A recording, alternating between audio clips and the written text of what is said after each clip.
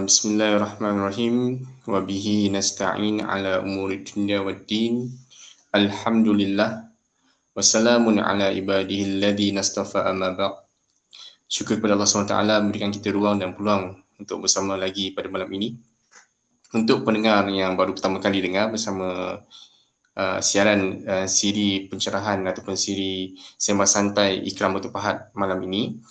Pada malam ini kami bawakan satu siri baru berbanding tiga siri yang telah kami langsungkan sepanjang tahun ini. Kalau kita boleh lihat sedikit latar belakang daripada siri sembah santai ini. Pertamanya kita telah melaksanakan siri kesihatan mental yang kami bawakan khas daripada pakar psikiatri daripada Hospital Batu Pahat iaitu Dr. Mariam yang telah berlangsung 3 siri bersama kami. Kemudian kami ada siri cendekiawan bersama Persatuan Sejarah Batu Pahat iaitu Tuan Haji Azlan. Jadi pada malam ini kami bawakan satu siri baru bersama iaitu siri kewangan Islam berkenaan tentang cryptocurrency. Mungkin ada yang pertama kali dengar cryptocurrency itu apa, dan mungkin ada yang selalu, mungkin kalau cryptocurrency tak familiar, kita selalu dengar Bitcoin mungkin, Bitcoin ataupun Ethereum ataupun beberapa koin-koin lain yang popular di pasaran. Jadi polemik yang ada sekarang ni di kalangan umat Islam, adakah cryptocurrency ni halal ataupun dia haram? Adakah dia bersifat wang ataupun hanya sekadar material benda yang boleh diperdagangkan? Dia bersifat duit ataupun hanya bersifat benda? Itu mungkin yang akan menyebabkan satu hukum kepada cryptocurrency ni lah. Jadi pada malam ini, atas inisiatif melihat bahawa ada kekeliruan berkaitan status cryptocurrency pada malam ini, Ikram Kawasan Batu Pahat akan membawakan seorang penasihat kewangan Islam yang kami bawa langsung terus daripada Dubai. Kalau difahamkan kalau sekarang jam 9 di Malaysia, perbezaan sekitar 4 jam, 5 jam, mungkin jam 5 di sana, iaitu kami membawakan Tuan Wan Nur Hafizi Wan Abdul Halim. Kami bawakan khas daripada Dubai yang merupakan penasihat kewangan untuk Amani Consultant.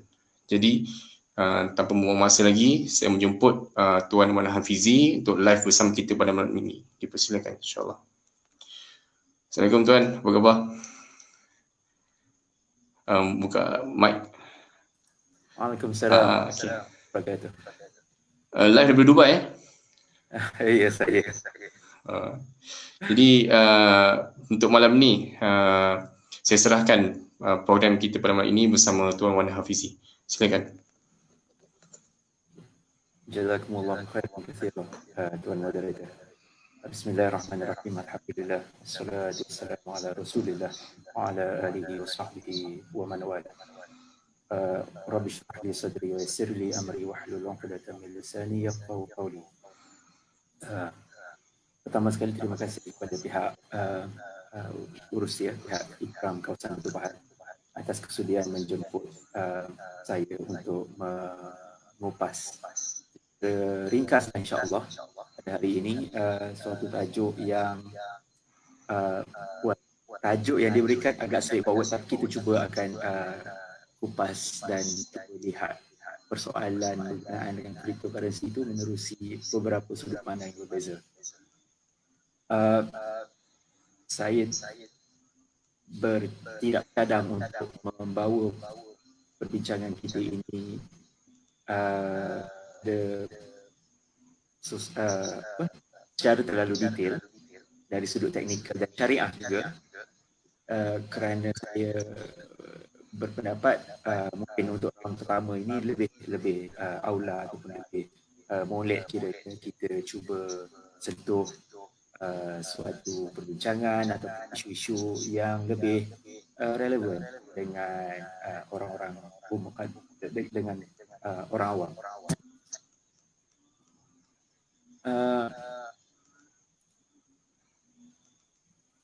Mungkin kita boleh mulakan dengan beberapa persoalan utama yang sering berlega di kalangan masyarakat kita. dan juga secara peribadi yang saya juga sering terima, kan, iaitu halal cryptocurrency ini. Ini mana tajuk bincang kita pada hari ini lah. Persoalan itu boleh saya recap ataupun rephrase. Dia sebenarnya terlalu kerana pertama sekali kita perlu berhalusi dari sudut definisi cryptocurrency itu sendiri apa. Saya berpendapat realitinya pada hari ini terma ataupun istilah cryptocurrency itu merupakan suatu istilah ataupun perkataan yang definisinya dah pelbagai, bergantung pada siapa yang bertanya dan dalam konteks apa ia ditanya. Kalau kita tengok misalnya di senarai mata wang cryptocurrency yang ada pada hari ini, contohnya di banyaklah kalau kita gunakan coinmarketcap.com dan sebagainya, ada ribuan cryptocurrency yang berbeza.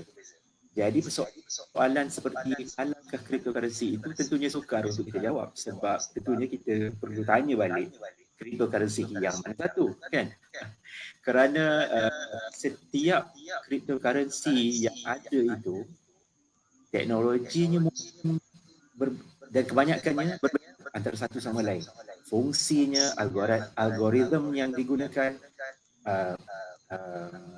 tujuan ia diciptakan atau bisnes apa ia digunakan, masing-masing berbeza antara satu sama lain. Cuma biasanya orang tentulah nak tahu pertama sekali berkenaan status Bitcoin lah, kan, dan itu adalah cryptocurrency yang paling secara deepnya adalah cryptocurrency yang paling popular lah. Jadi sebelum kita nak sama ada Bitcoin itu halal tidak, saya berpendapat mungkin elok juga kita hurai secara ringkas apa itu kripto, apa itu cryptocurrency. Baik, saya harap setakat ini secara dahuluan ringkas kita clear tempat duduk perbincangan. Kalau kita study sikit secara ringkas, mungkin dalam tempoh 30 ataupun 40 tahun kebelakangan ini, lebih kurang tahun 80-an, hujung-hujung 80-an, 90-an, awal 90-an dulu, zaman internet mula popular lah sebagai medium alternatif, medium komunikasi alternatif pada masa itu. Ada satu underground yang disebut sebagai cypherpunk movement. Boleh Google untuk buat rujukan lanjut kalau siapa yang berminat. Basically suatu kumpulan anarki atau basically faham sebagai anti-establishment. Diorang ni tak suka dengan sistem, ramai orang macam tu juga, kan, yang tak suka dengan sistem sedia ada. Biasalah mindset anti-establishment, kan. Orang tak suka dengan sistem politik sedia ada, tak suka dengan sistem kewangan sedia ada, sebagai contohnya, kan. Jadi cita-cita orang-orang macam ni biasanya nak take over dunia. Contohnya kalau dalam kewangan, dalam sistem kewangan misalnya, bila orang sebut kewangan, orang akan nampak antaranya sistem perbankan hari ini contohnya. Orang tak suka, orang akan anggap banking sistem ni adalah suatu sistem dajar, sistem kapitalisme, menindas orang-orang tertentu dan sebagainya, kan. Jadi diorang ni berpendapat perlu ada suatu reformasi untuk kita take over the financial system sedia ada. Jadi apa antara benda yang pertama yang kumpulan sebegini nak buat? Bila kita sebut sistem kewangan, tentu orang akan nampak pertama sekali lah currency lah. Sistem kewangan tu, currency ataupun medium of exchange yang digunakan dalam komuniti ataupun ekosistem kewangan tu. Jadi cakap-cakap ataupun idea untuk memiliki suatu mata wang yang independen, yang tidak terkait dengan mana-mana mata wang sedia ada, ini sudah ada lama. Sejak tahun 70-80-an pun dah ada orang yang cuba untuk membawa idea. Kita perlu ada kita punya sistem mata wang kita sendiri contohnya. Jadi bila datangnya internet, teknologi internet yang boleh mengumpulkan ramai orang yang mempunyai ideologi dan mindset dan cita-cita yang sama, maka dia orang ni cubalah nak buat kan. Cuma daripada dulu ada satu masalah yang besar yang susah nak diselesaikan ataupun di diberikan solusi lah oleh sesiapa yang membawa idea sebegini, ialah masalah double spending. So dalam dunia IT ataupun teknologi komputer, macam kita faham satu file ataupun duit, biasanya kalau kita ada RM100, contohnya saya ada RM100 pada hari ini, saya dah guna ataupun beli RM50, saya bayar kepada setiap orang, susah nak identify ataupun nak make sure sistem ledger yang saya gunakan tu, saya dah spend RM50 dan orang tu dapat RM50, sebab fraud senang sangat berlaku.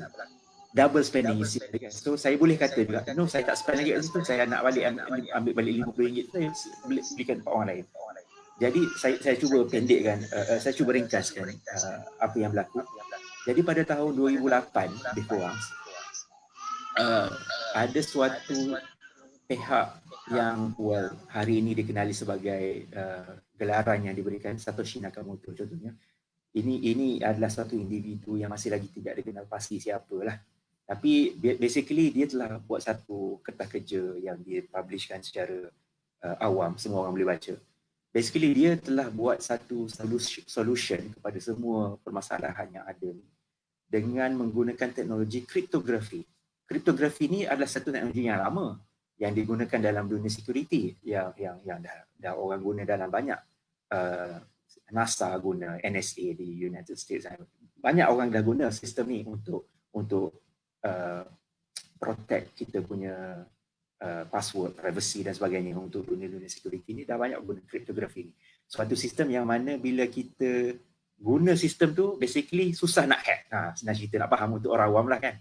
Jadi Satoshi Nakamoto ni dia cuba cadangkan kita pakai teknologi kriptografi ini dalam kita punya idea untuk membawa suatu mata wang baru, kan? Yang mana kita boleh solve double spending. Bila saya contohnya dah transfer ataupun guna RM50 saya, dah tak boleh nak reverse dah. Dan kita akan gunakan teknologi yang hari ini dikenali sebagai blockchain untuk record saya punya spending itu, dan semua orang nampak. Basically tak ada orang boleh nafikan. Saya tak boleh kata, saya tak buat lagi sebenarnya perbelanjaan RM50 tu. Jadi orang lain boleh kata, no, you have already spent that RM50 kan.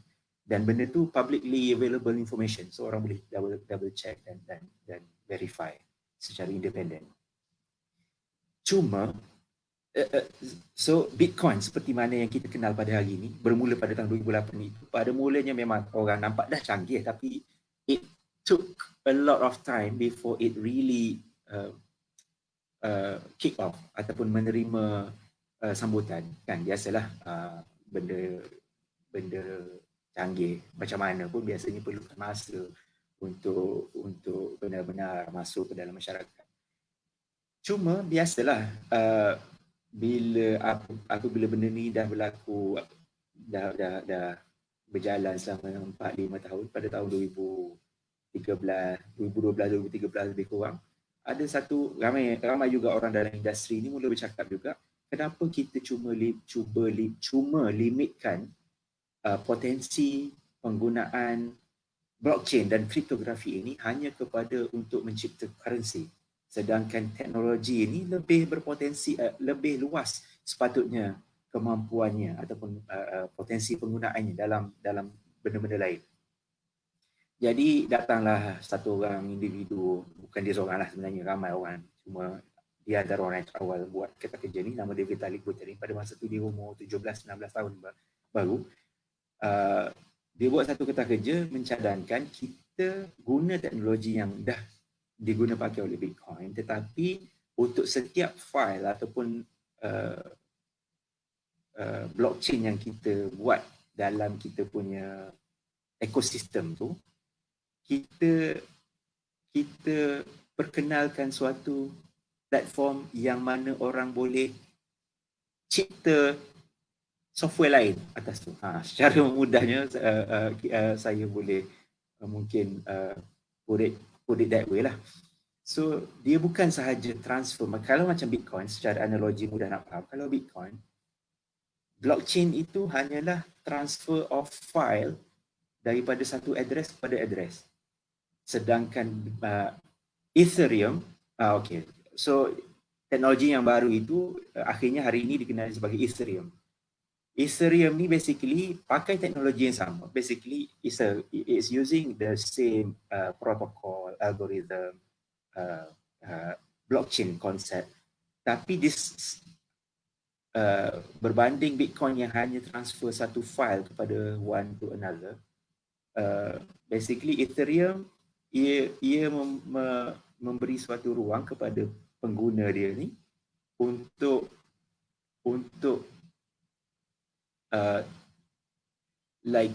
it's a, apa istilah dia?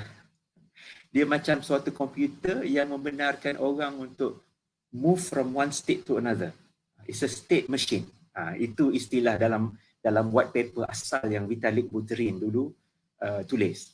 It's a state machine. So macam Microsoft ataupun komputer yang kita ada hari ini, kenapa kita ada komputer, kita boleh buat A, B, C di komputer sebab ada step by stepnya yang prosesor komputer kita tolong buatkan untuk kita. Contohnya kan, kita nak buka satu file ataupun kita nak buat satu instruction sekian-sekian dekat internet, dekat Microsoft Word yang kita tengah typekan semua tu, it's actually a state machine. Kita bagi satu instruction, maka ada outputnya, ada input, ada output.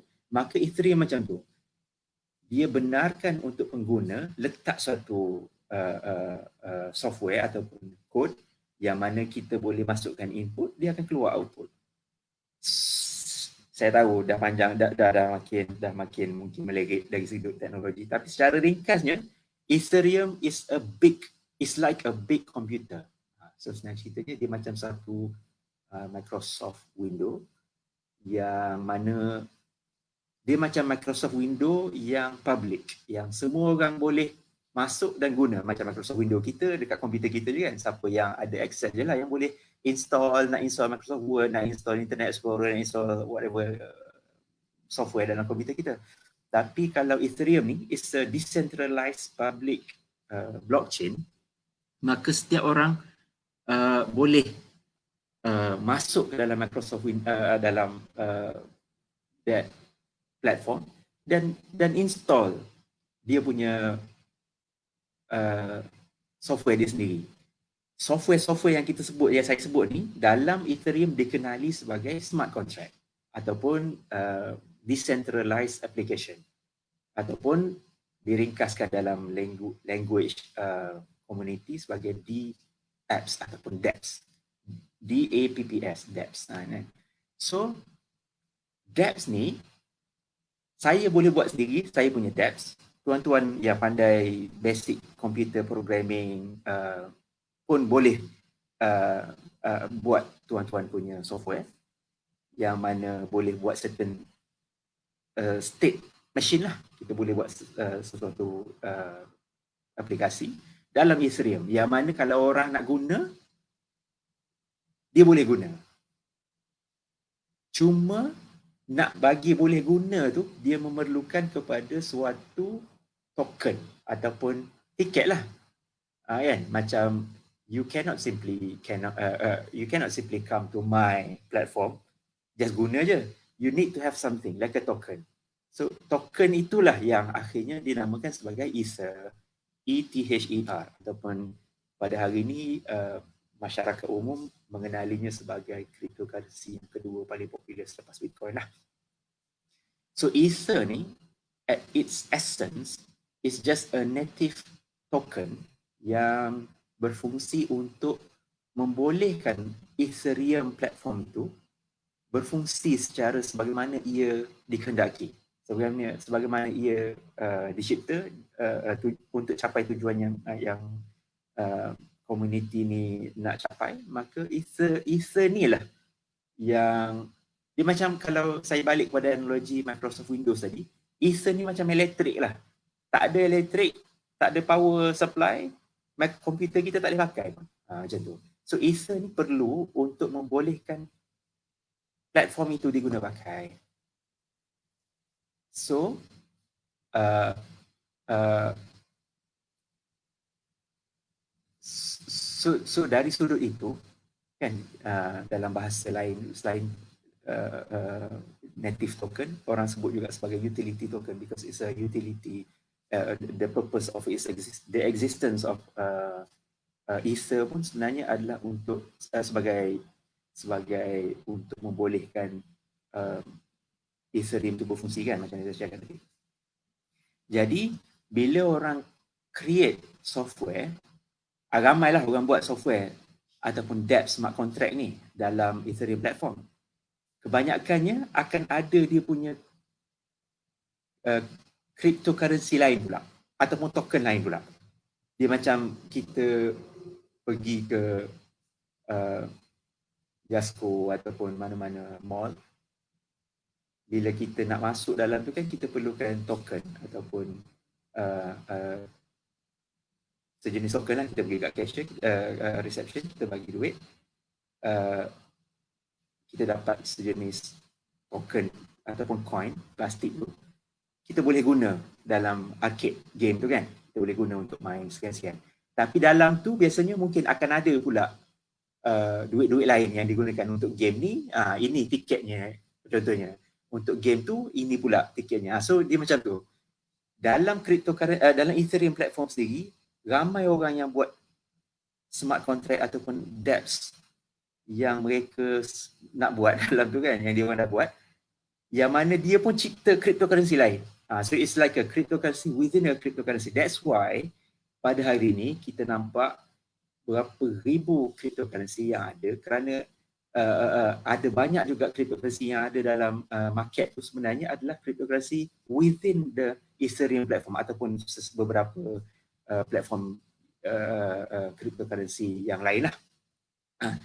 Jadi berbalik kepada persoalan pertama yang saya sebut di awal tu cerita tadi, kenapa persoalan seperti halalkah cryptocurrency itu agak sukar sebenarnya untuk dijawab, kerana disebabkan oleh kompleksiti yang banyak macam yang saya sebut tadi. Macam-macam cryptocurrency ada, yang mana setiap satunya adalah berbeza antara satu sama lain, yang mana kita kena tengok sebenarnya. So kalau kita hanya zoom in kepada Bitcoin misalnya, ataupun Ether, kita tahu sifatnya macam mana. Tapi yang lain-lain ni kita tak tahu lagi. Jadi sebagai orang kata kesimpulan awal kepada persoalan seperti itu, kita boleh tanyakan balik kepada orang yang bertanya, contohnya cryptocurrency apa? Jika disebutkan ataupun yang ditanya itu merujuk kepada Bitcoin misalnya, kita boleh saya sekadar nakalkan beberapa pendapat ulama moden pada hari ini. Memang ia adalah suatu khilaf yang agak popular. Ramai ulama kewangan semasa yang berpendapat Bitcoin misalnya haram, tak boleh pakai kan. Ada sebahagian lain pula kata tak ada masalah, kerana it's just a new currency ataupun it's a new medium of exchange between people who agree to use Bitcoin as a medium of exchange dalam dia punya transaksi semasa. Contohnya saya dengan tuan-tuan ataupun Ali dengan Abu setuju, dia nak antara satu sama lain tu dia agree, saya nak tolong gunting rambut Ali nak gunting rambut Abu, Abu just kena bagi nasi lemak je sebungkus contohnya. So nasi lemak tu ialah medium of exchange untuk transaksi tersebut kan. So apa yang menghalang Ali dengan Abu untuk menggunakan nasi lemak tu sebagai medium of exchange dalam transaksi itu kan. Jadi sebahagian ulama berpendapat tak ada masalah lah guna Bitcoin, guna currency apa-apa pun tak ada masalah, sebagai medium of exchange between orang-orang yang bersetuju dalam komuniti tu. So katalah komuniti tu setuju untuk guna Bitcoin, maka itulah yang diterima bagi mereka kan. Cuma jika ada isu-isu lain yang berkaitan, contohnya dalam komuniti yang mana sistem perundangannya telah mensyaratkan kewangan ataupun untuk negara ni currency yang digunakan hanyalah X, Y, Z sahaja. ataupun ringgit ataupun US dollar sahaja. Contohnya negara Malaysia, BNM sebagai autoriti yang telah dilantik oleh pihak kerajaan sebagai autoriti paling utama untuk mengawal selia dunia sistem ekonomi. Dia kata tak boleh pakai currency lain. Maka undang-undang tu dia supersede lah, kan? So tak bolehlah pakai Bitcoin contohnya. Tapi dia lebih kepada untuk dari sudut administratif dan perundangan sahajalah. Tapi dari sudut syariah, perspektif syariah, sarjana-sarjana kewangan Islam yang ni melihat tak ada masalah Bitcoin ni. Ada yang kata haram tadi kan. So terpulang. Berbalik kepada Ether ni pula sebagai cryptocurrency kedua. Secara umumnya saya boleh kongsikan kajian yang dibuat oleh pihak Amani Advisors 2 tahun lepas. Kata kerjanya boleh dirujuk ataupun dimuat turun daripada website Amani Advisors, amaniadvisors.com. Secara ringkasnya saya boleh kongsi, pihak Amani Advisors telah buat satu kajian yang terperinci dengan kerjasama yang rapat bersama dengan pihak Ethereum Foundation yang mengawal selia daripada awal hingga akhir kita punya research tu dari sudut teknikal. So kita telah buat satu kajian yang mana antara finding yang kita cuba bentangkan kepada publik ialah ada beberapa perkara kan. So sebagai suatu platform, Ethereum as a platform is a totally syariah neutral. Berbalik pada analogi yang mungkin kita kongsi dalam perbincangan tadi, contohnya Microsoft Windows. Kalau orang sebenarnya tak perlu tanya pun, Microsoft Windows ni halal ke haram? Sebab is a neutral teknologi kan. Syariah melihat ia sebagai sesuatu yang neutral kan. Tetapi di sana perlu dilihat apa yang untuk apa Microsoft Windows itu digunakan kan. Ada orang mungkin install benda-benda yang tak elok, ataupun dia install application untuk judi, dia install application untuk kewangan-kewangan yang berasaskan riba contohnya. Jadi aplikasi itu yang perlu kaji ataupun diselidiki secara independen on a case to case basis. Kita tak boleh pukul rata semua smart contract misalnya ataupun semua dApps, decentralized application yang dibina di atas Ethereum itu sebagai halal ataupun sebagai haram. Tak boleh. Sebab setiap tu ada sifat-sifatnya tertentu ataupun ada tujuan-tujuannya yang tertentu.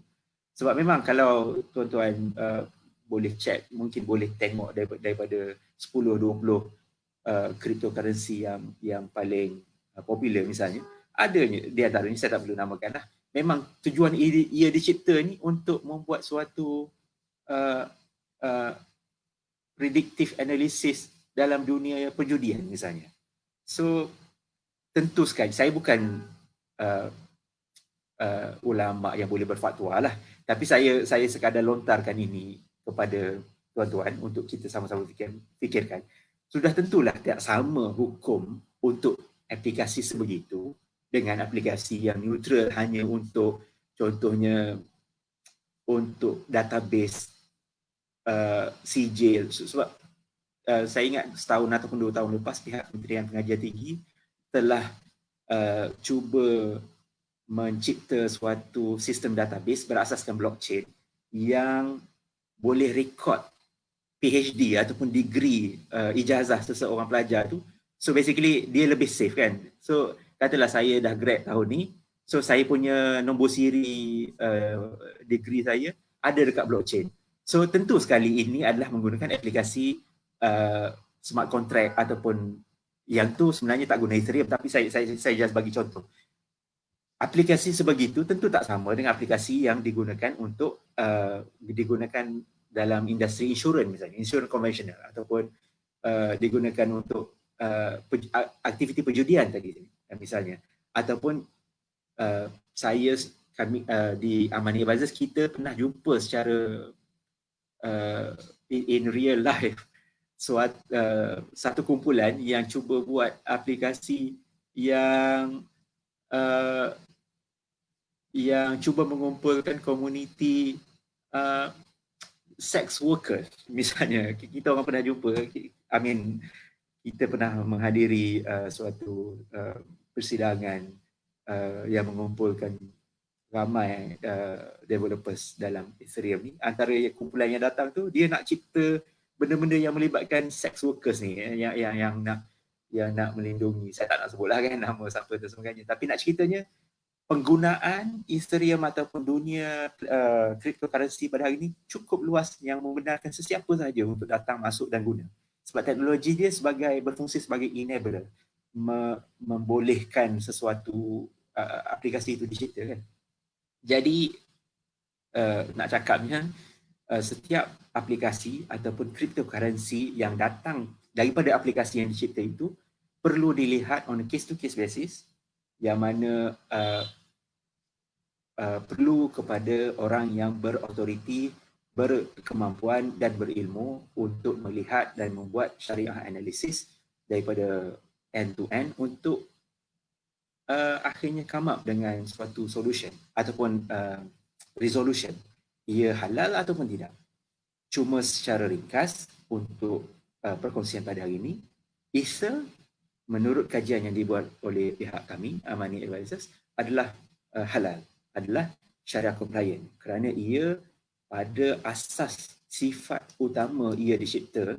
Kenapa ia dicipta pada asalnya adalah merupakan suatu utility token yang berfungsi sebagai enabler sahaja kepada platform Ethereum.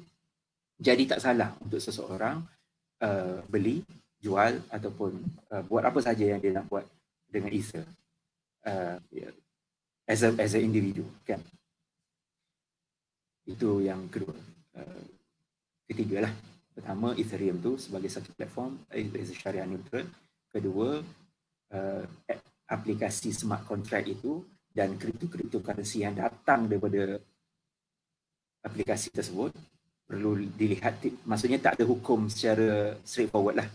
Ia perlukan kepada kajian yang independen. Setiap orang kena tengok on a case-to-case basis, boleh ke tak boleh. Ketiga, Ether tu, kalau orang nak tanya Ether sahaja boleh ke tak boleh? Boleh. Dan soalan keempat, misalnya orang nak tanya, Ether ni duit ke tak? Currency ke tak? Sebab, kenapa persoalan ini penting?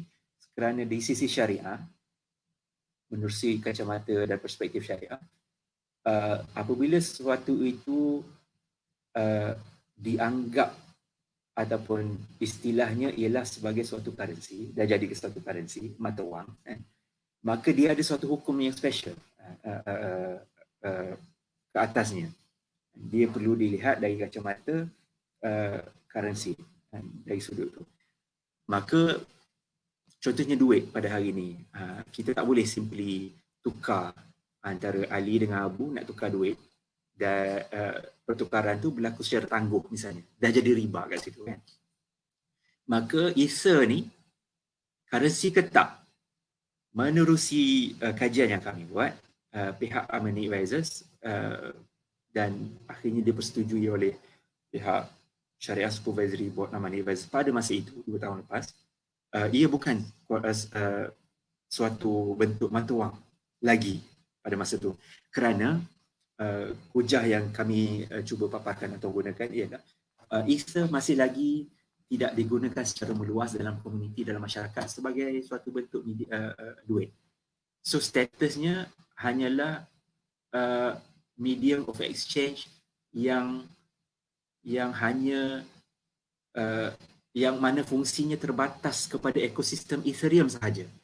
Tak ada lagi orang guna pergi beli kopi kat kedai ataupun pergi beli whatever dekat kedai, bayar guna Ether. Kan tak ada lagi, kita tak tengok lagi benda tu berlaku. Yang ada hanyalah orang guna Ether untuk transaksi ataupun untuk gunakan aplikasi-aplikasi dalam Ethereum sahaja. So dia punya analogi kalau kita boleh bandingkan, dia hanya sama seperti contohnya air miles, setengah airline kan, kapal terbang. Kalau kita jadi members dia, Emirates ke Malaysia Airlines ke, kita ada Skywards ataupun miles tertentu kan. So kita boleh beli something guna bonus points tu kan.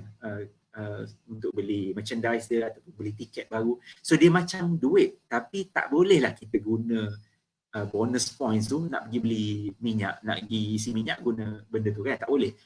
Jadi ia suatu bentuk medium of exchange, ya betul, tetapi fungsinya terhad pada ekosistem tertentu sahaja. Jadi pihak Syariah Supervisory Board Amani Advisor berpendapat Ether ialah medium of exchange tetapi masih lagi belum belum mencapai tahap suatu bentuk mata wang lagi. Seandainya pada suatu hari nanti Ether ini penggunaannya dah capai dah makin meluas, orang dah mula guna untuk beli Oceanite, beli nasi lemak semua pakai Ether. Pada masa itu hukum ini mungkin berubah dan pada masa itu Ether boleh dianggap sebagai suatu bentuk mata wang, maka hukum-hukum yang terpakai untuk currency akan terpakai juga untuk Ether. Tapi pada masa itu, kajian pada masa itu dan insya-Allah masih lagi terpakai pada hari ini, bukan suatu bentuk currency lagi. Saya kira cukup sekadar itu. Kita pun dah lebih 30 minit. Sekadar mungkin just perkongsian ringkas berkenaan tentang cryptocurrency, apa itu cryptocurrency, sedikit sebanyak latar belakang dan sejarah, dan mungkin apa yang relevan untuk kita tahu, sebab kita tak perlu tahu semua benda kan, kita hanya mungkin perlu tahu apa yang applicable untuk kita sahaja. Jadi saya dah kongsikan pada hari ini sebagai kesimpulan mungkin untuk recap. Bitcoin khilaf. Ether, setakat yang saya tahu tidak ada suatu bentuk fatwa yang spesifik untuk Ether. Mungkin pihak Amani Advisors kami di apa yang kami telah buat agak spesifik untuk Ether sahaja. Jadi saya kongsikan kepada tuan-tuan dan puan-puan pandangan ulama berkenaan Ether. Jika tuan-tuan nak tahu tentang misalnya hukum untuk cryptocurrency yang lain, itu di luar skop perbincangan kita pada hari ini dan mungkin kita kena go separately on a case basis dan lihat fungsi dan strategi yang digunakan dan sebagainya untuk sebelum kita boleh come up with a proper judgement atau resolution tentang hukum yang terlibat. Mungkin itu saja dulu. Jika ada soalan mungkin boleh dikongsikan. Okey. Terima kasih kepada Tuan Wan Hafizi. Saya fikir ini seperti satu pencerahan yang sangat baik untuk saya sendiri. Saya bayangkan cryptocurrency ni benda yang mudah, tapi rupanya dia sangat kompleks dan saya fikir sedikit sukarlah untuk memahami bagaimana proses cryptocurrency itu boleh terbentuk. Jadi saya ucapkan terima kasih sekali lagi kepada Tuan Hafizi. Kita ada satu soalan daripada Muhammad Hafizul Amin Jemain. Dia bertanyakan soalan, apa pandangan Islam berkenaan hasil daripada proses mining, halal atau tidak? Mungkin boleh kongsikan. Terima kasih kepada yang bertanya. Saya mungkin cuma boleh kongsikan setakat ini konsep mining yang kita telah nampak dan kaji. Sebab dunia sentiasa berubah, orang sentiasa berfikir tentang teknologi yang lebih baik untuk sebagai improvement dari semasa-masa kan. Jadi yang kita ada pada hari ini, Bitcoin bermula dengan teknologi proof of work. Basically semua miners kita panggil akan pool dia punya resources. So basically dia menggunakan electricity lah kan, ataupun energy, actual power untuk power up the whole ecosystem, dan siapa yang berjaya solve the problem maka dia yang dapat Bitcoin misalnya. So konsep proof of work. Ethereum misalnya bermula dengan konsep proof of work juga, dan dah 2 tahun lebih, 3 tahun lebih pihak Ethereum community berpendapat tak sustainable kita guna proof of work ni. Kerana pakai resource yang banyak. Ada orang dah buat kajian Bitcoin punya electric power electric power yang digunakan oleh miners untuk Bitcoin ni dah boleh menjana elektrisiti untuk sebuah bandar sekian, saya tak ingat lah, tapi dah ada banyak. So dari segi sudut environmentalnya tak begitu bagus. Maka ada cakap-cakap ataupun idea-idea dalam komuniti cryptocurrency ni untuk berubah kepada sistem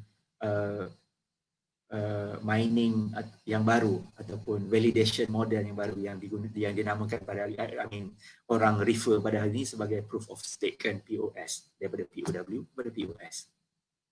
Ada lagi orang cuba untuk buat cadangan ataupun pembaruan lain dalam dunia kripto hari ini, model-model yang lain, tapi saya tak boleh kupas yang kita tak tahu lagi tu.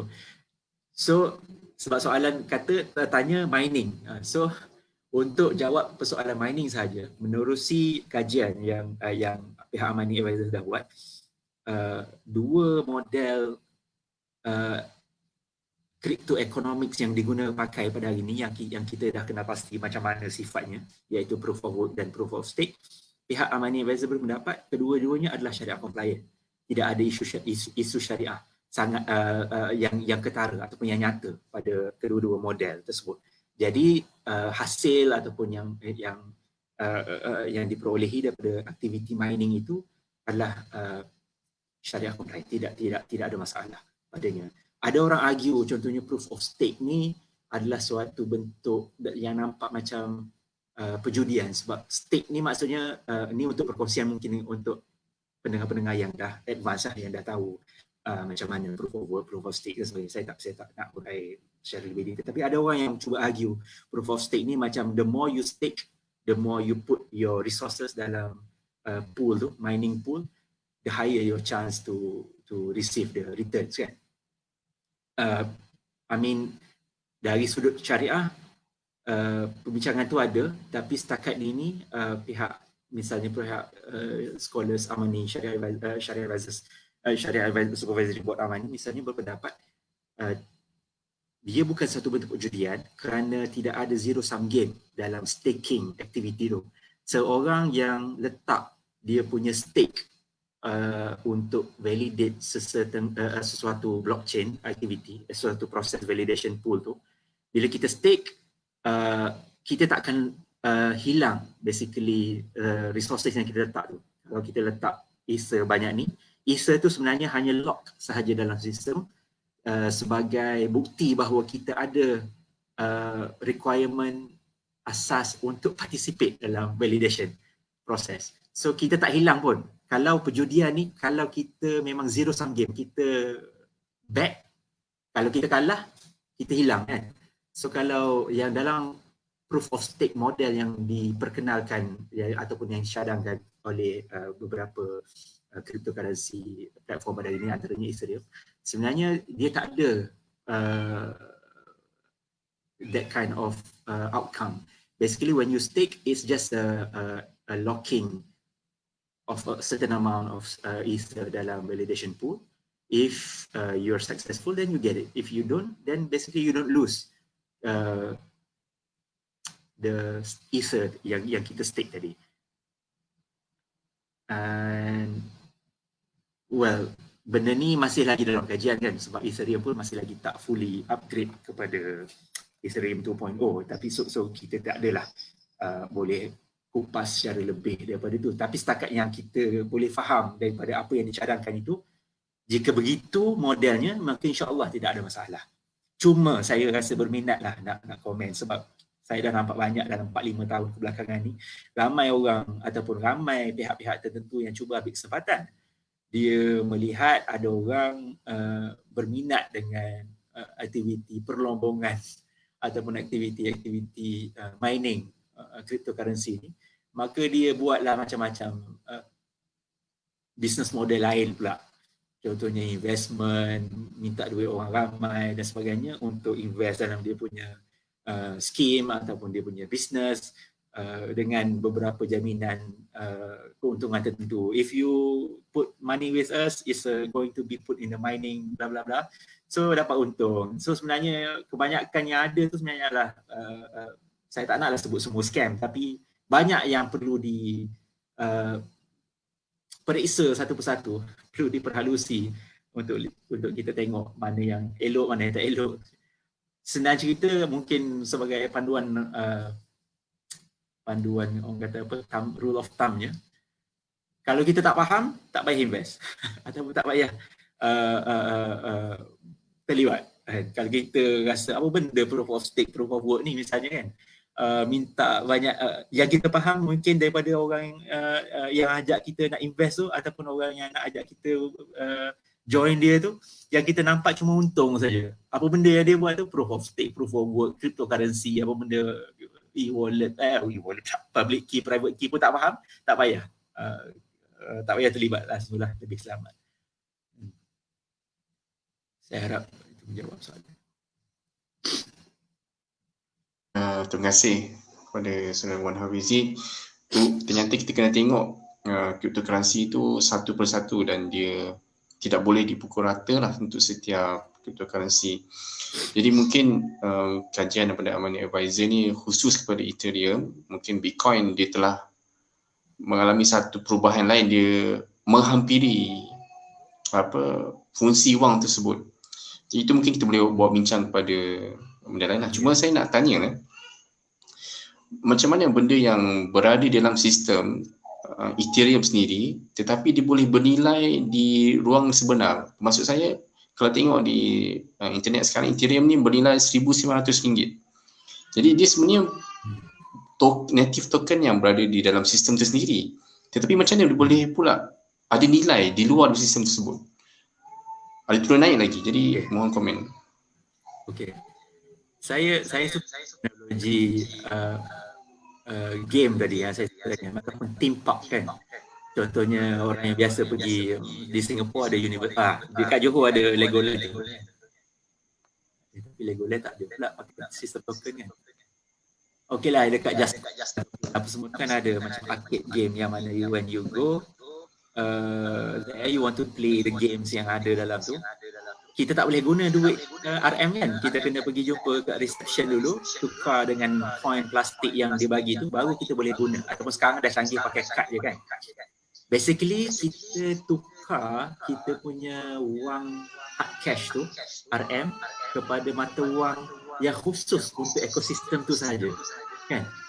So the face value, katalah pada hari ni orang bermula, katalah Ali buat satu business model baru, dia buat satu business baru, buat satu game, arcade game lah, yang mana orang boleh masuk untuk play, main game, video game ke, main whatever dalam tu kan. So dia punya business model pada hari ni, you come here, you want to play RM1 equal to 1 token kan. So okey lah, itu direct exchange dia yang berlaku pada hari pertama. Katalah esok, lusa, sebulan, 2 bulan lepas tahun, arcade tu jadi makin popular, dah makin orang, dah ada orang third party, berniaga, orang pisang kat sebelah tu, jual air dan sebagainya lah. Maka orang nampak value, contohnya arcade game tu dah jadi makin popular. Dah makin ramai orang datang dan guna game di arcade game tersebut kan. Sehingga mana kedai-kedai kat tepi-tepi tu pun dah start terima duit. You can use the money ataupun token yang you have exchange dekat arcade game tu, you can pay to us. Kan? Maksudnya penggunaan dia makin popular. So orang nampak macam ada investment opportunity dekat situ. Jadi ada tak kemungkinan value token dekat arcade tu jadi makin naik? Tentu ada. Sebab katalah esok nanti, saya pun tak tahu lah, ni contoh yang ekstrim, tiba-tiba token ni boleh digunakan untuk beli tiket kapal terbang pula ke tiba-tiba. Yang tak ada kaitan asalnya kan. Asalnya untuk arcade game tu saja. So apabila point saya ialah apabila potensi penggunaan dia lebih luas, maka itu akan menjemput, akan attract more interest from the people to come and use the token. So what happened to the people who already owns the token? Dia orang akan nampak, I already have the token, so I should keep it. Kan? Ada value untuk saya sebagai pemegang yang beli the token ni pada sejak hari pertama, ataupun nombor siri tertentu yang tentu ada sentimental value yang lain pun contohnya.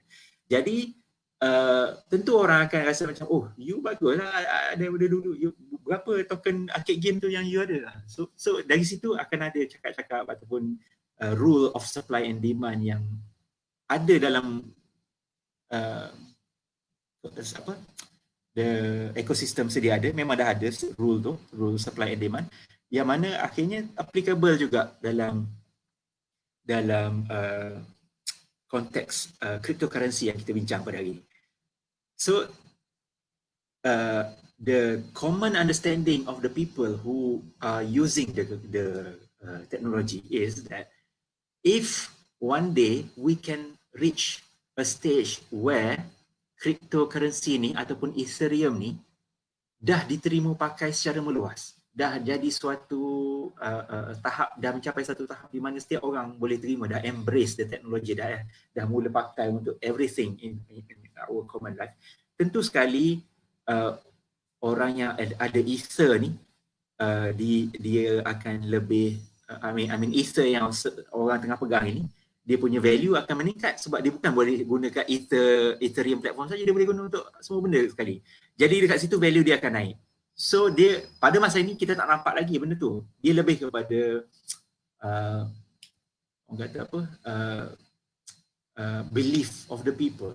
Some people are bullish, some people are bearish. Dan sama benda ni applicable untuk mana-mana instrumen kewangan yang lain pun. Jadi dia sebenarnya bergantung kepada permintaan dan juga outlook seseorang tu kepada potensi teknologi itu sendiri. Ya, kalau mungkin boleh saya ringkaskan jawapan saya pada soalan tersebut, dia bergantung kepada outlook seseorang tu, sama ada dia anggap benda ni bullish ataupun bearish. Kalau Ethereum ni satu hari nanti akan diterima pakai oleh semua orang, tentu harga dia akan naik. So dia akan beli banyak-banyak hari ni. Bila dia beli banyak-banyak hari ni ataupun dan 1,000 orang, 1 juta orang berfikir macam dia, semua orang pakat beli pada hari ni, maka permintaan makin naik, makin banyak. Bila permintaan makin banyak, harga akan naik. So that's applicable to everything. So stock market, commodity market, gold dan sebagainya, semua follow the same rule. Okay. Saya harap menjawab juga soalan. So terima kasih. Jadi dia kembali semula kepada asas, iaitu supply and demand. Yeah. Jadi ada berlaku perubahan harga. Terima kasih. Saya fikir kita juga dah menghampiri penghujung rancangan. Satu pencerahan yang sangat baik bila orang yang dalam industri sendiri menerangkan apa itu cryptocurrency. Saya fikir itu satu maklumat yang tepat lah. Sebab kebanyakan yang terdapat maklumat di internet itu ada satu perkara yang jauh sebenarnya daripada perkara sebenar. Satu, ialah Tuan Fizi juga telah memberikan satu nasihat sangat baik bila menjauhi segala boleh kata seperti scam lah. Ada terlalu banyak sekarang ni yang mempromosikan perkara-perkara cryptocurrency ni. Mungkin sedikit sebagai penghujung kita ada sepatutnya kata pengakhiran daripada Tuan Wan Fizi. Mungkin 10 minit atau 1 minit macam tu. Okey. Menarik bila Tuan Moderator sebut tadi berkenaan dengan apa sikap kita. Saya rasa saya tak sentuh sangat bab ni dalam perkongsian daripada awal tadi kan. Tapi saya rasa mungkin menarik untuk kalau boleh kita tutup dengan nasihat yang berkaitan. Sebab saya secara peribadi bila mula secara serius kaji cryptocurrency ni sebagai suatu kata apa industri baru lah, orang tak bincang pun 20 tahun lepas, 10-20 tahun lepas. Ia satu benda yang baru. So bila kita berkecimpung sendiri, mula nak guna sendiri, beli sendiri sebab nak guna kan, nak belajar, kita kena try sendiri, feel the actual experience of using. So even rasa macam agak kompleks. Nak kena manage private key, public key, nak simpan everything, password, macam mana nak download dia punya key, apa semua itu. Agak memang tak tu. I mean it's not something yang impossible for you to learn, of course. Tapi saya tak rasa ia suatu mainan untuk semua orang lah. It's not something for everybody. Maybe it's easy for you kalau ada di kalangan tuan-tuan dan puan-puan hari ni senang. Mungkin bagi pihak tuan-tuan puan-puan senang. Tapi saya tak rasa pakcik, makcik, mak tuan-tuan di kampung semua tu boleh garap semua yang seperti mana yang kita nak. Jadi saya rasa kalau orang kadang-kadang hari ni terlalu berkongsi kan, belilah Ethereum pada hari ni, belilah Bitcoin pada hari ni. Tapi kalau macam 3-4 tahun dulu ada orang dia beli banyak Bitcoin dan sebagainya, tapi dia tak simpan dalam dia punya wallet sendiri, dia simpan dengan exchange. Bila exchange tu kena hack ataupun bankrupt, 2 tahun lepas misalnya, pernah berlaku satu kes exchange tu punya CEO ataupun owner meninggal kan. So password ataupun key tu hanya dia yang tahu. Dah susah nak macam mana nak retrieve. So apa? Okey, saya banyak, tapi saya nak cerita ni, kalau tuan-tuan dan puan-puan rasa ini pun susah tuan-tuan dan puan-puan nak faham, saya rasa kalau ada misalnya orang yang mungkin ataupun orang pihak-pihak itu tentu menawarkan peluang pelaburan dan sebagainya yang berkaitan dengan cryptocurrency, saya cadangkan jika tak faham, jauhi. Mungkin tuan-tuan rugi sebab tak terlibat, tapi lebih baik rugi sebab tak terlibat daripada terlibat tapi rugi sebab tak. Ya, boleh lah. Saya harap bermanfaat lah. Alhamdulillah. Terima kasih atas nasihat yang sangat berguna untuk orang. Bitcoin cryptocurrency ni bukan untuk semua. Dia perlukan pemahaman dan agak teknikal sebenarnya. Betul. Terima kasih atas perkongsian sekali lagi. Kami Pertubuhan Ikram Kawasan Bertubuhan ucap terima kasih banyak kepada Tuan Wan Hafizi. Moga-moga dengan perkongsian ini, insyaAllah kita cuba lagi lah untuk sesi yang akan datang. Tajuk lain lah pula kot. Yelah. Okey, jumpa lagi insyaAllah di lain masa. Okay. Terima kasih sekali lagi. Terima kasih semua. Mudah-mudahan ada manfaatnya. Segala yang baik daripada Allah. Segala kekurangan itu saya mohon kemaafan. Wabillahi taufiq wal hidayah. Assalamualaikum warahmatullahi wabarakatuh. Waalaikumsalam warahmatullahi wabarakatuh. Terima kasih kepada Tuan Wan Hafizi. Kita telah mencapai kepada penghujung rancangan.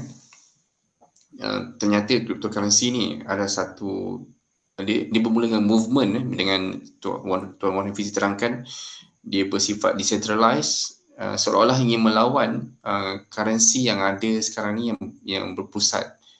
Jadi saya pertama kali dengan Cyberpunk, jadi saya cuba sedikit penyelidikan. Ternyata dia satu bersifat anarki yang melawan establishment.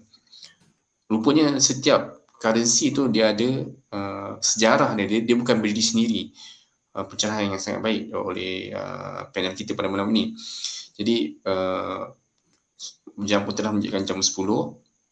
Kami harap perkongsian pada malam ini akan memberikan manfaat kepada semua.